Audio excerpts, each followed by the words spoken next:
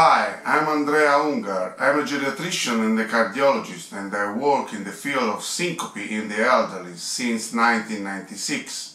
I am the chief of the syncope unit in Careggi Teaching Hospital in Florence, Italy. We all know that syncope is an important clinical challenge in older people with an increased incidence after the age of 70s. Despite this, in the literature, there are limited data about this condition in the older elderly and about autonomic testing.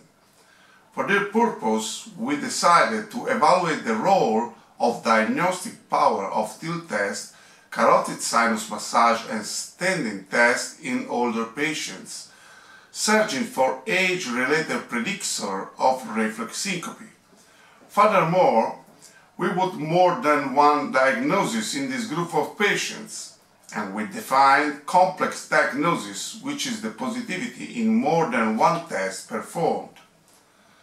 For this reason, we evaluated 873 patients with a mean age of 65 years old throughout tilt test, carotid sinus massage, and standing test, with a first-line evaluation suggesting neurally mediated syncope or a cardiac syncope, which was, however, excluded after specific tests or if the first-line evaluation was inconclusive. A diagnosis was reached in 64% of the cases without significant difference between patients younger and older than 65 years old, confirming that also older patients can safely undergo the tests.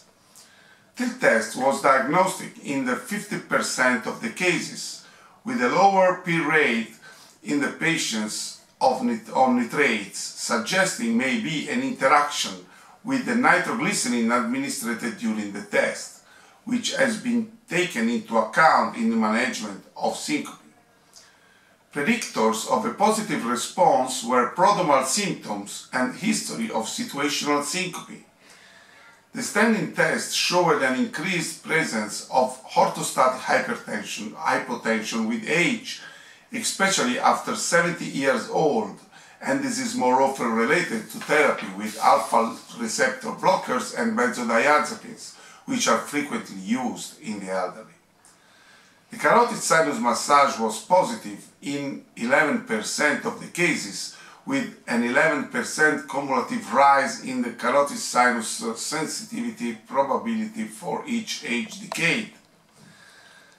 A double diagnosis was present in 129 patients, with a cumulative rise of 17% for each decade.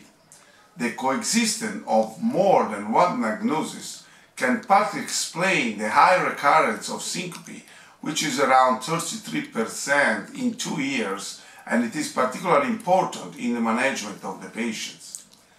In conclusion, our research confirms the importance of autonomic tests also in patients older than 75 years old, and to our knowledge highlight for the first time the coexistence of different mechanisms in the genesis of syncope, suggesting the need of a complete diagnostic pathway without stopping at the first apparent diagnosis. Thank you.